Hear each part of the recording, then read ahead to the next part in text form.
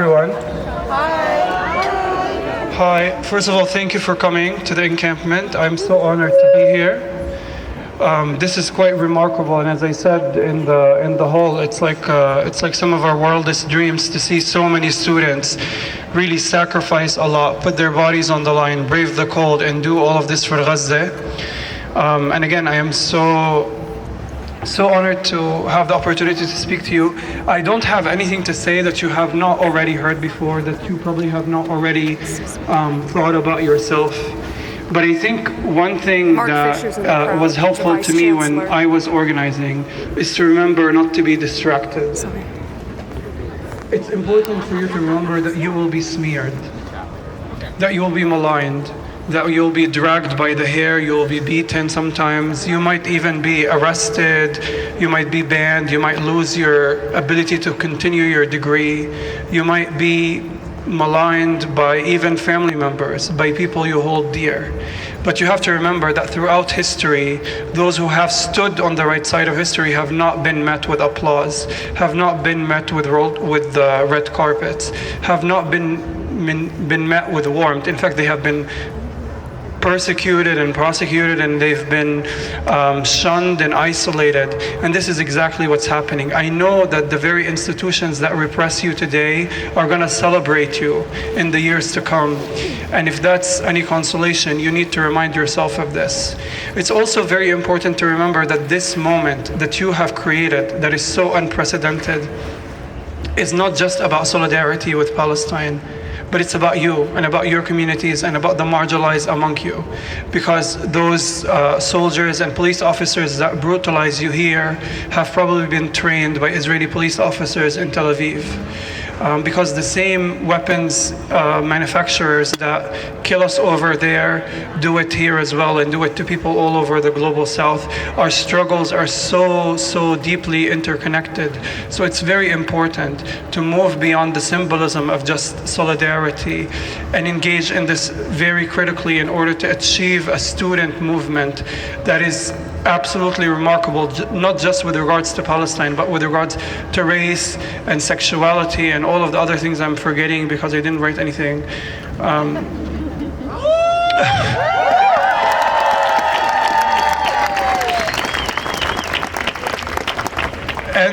And again, I just want to reiterate how important it is for people back home, for people in Gaza, to see all of you put your bodies on the line, put your money where your mouth is, to prove that this is not just about having the right sentiment, but it's actually about taking calculated risks and pushing the necessary negotiations and conversations further, about dismantling and disrupting the system. Because the ideology and the system and the regime that we're protesting here, Zionism, is one that causes a threat not just to the safety of Palestinians, but really to the continuation of humanity. And saying no to Zionism, saying no to a regime so oppressive, so racist, so exclusive, so expansionist is absolutely crucial. And one last thing I'll say is that it's also important to remember, and I know this is Berkeley and it's the home of the free speech and yada yada, but it's really important. No offense. You're right. It's very important to remember that, again, this is not just about your right to protest, and it's not just about your freedom of speech. This is about your university's moral failure, your university's complicity in the literal murder of tens of thousands of people. There are blood on the hands of the administrators, and that is not something that one can take lightly. So me, and I know that so many thousands others, are so grateful for you for pushing the ceiling, for raising the bar, and for continuing to escalate in ways that are calculated. And I was just at Columbia, NYU, the new school, recently, and to be here in this very moment, it's humbling, it's exciting, and I'm so looking forward to see where you'll be in the next week and then the next 2 weeks. And I really hope the first victory comes from here, because I don't want the Ivy Leagues to have it. So, thank you.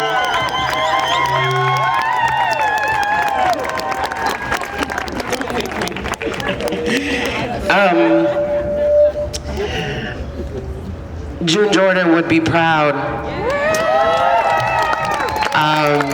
And I guarantee that she's here watching, roaming this campus with sheer joy and the spirit of many, many more cheering you on. So may you remember the many who could not be here with you, who continue to cheer you on, who dreamed you up, who imagined you, who aspired for this very moment, for your own awakening, your own agency, your own courage to become realized.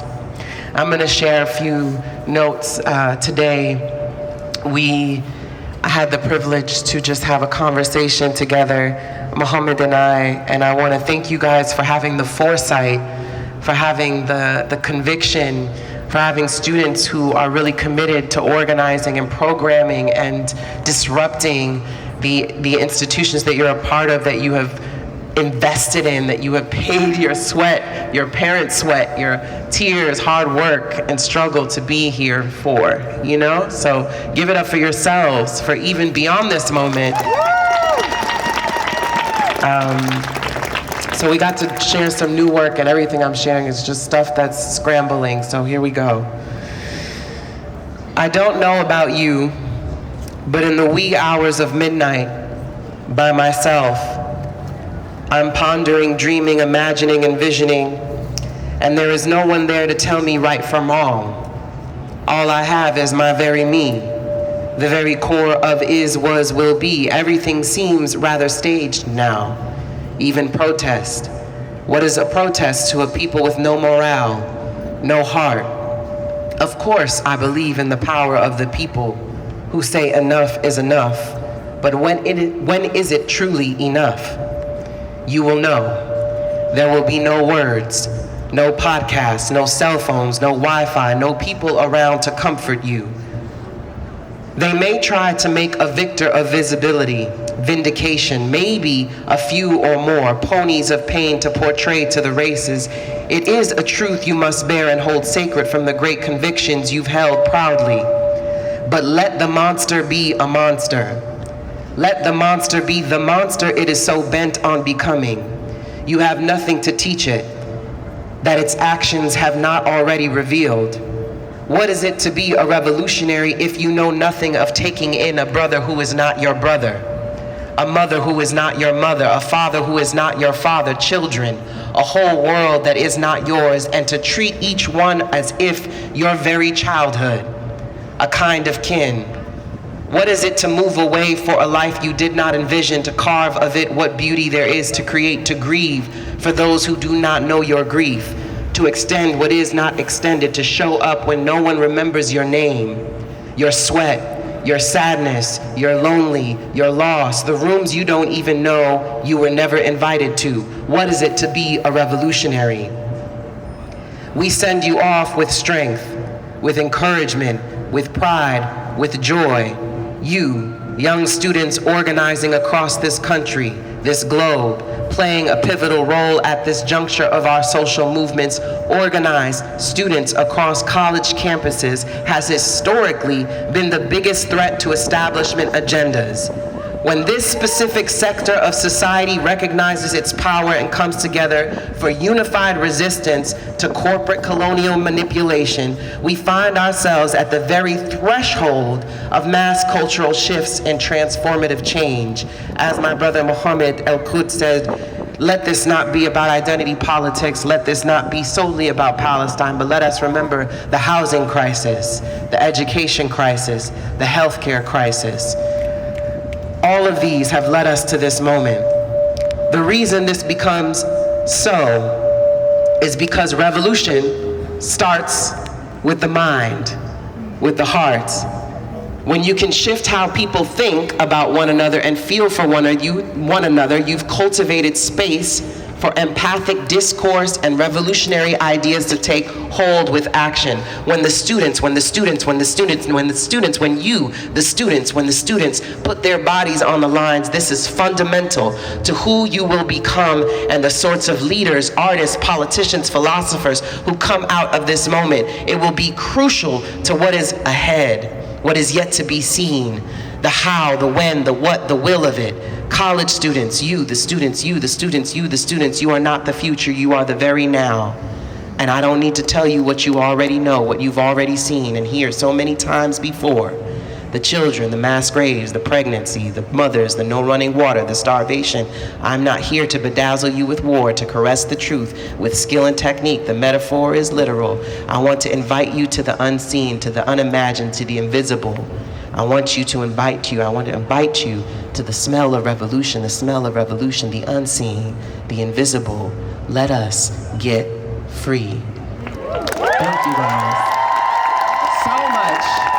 You inspire us. Free Palestine! Free Palestine! Free Palestine! Free Palestine! Free Palestine! Free Palestine! Free Palestine! Free Palestine! Close! Divest! We will not stop! We will not rest!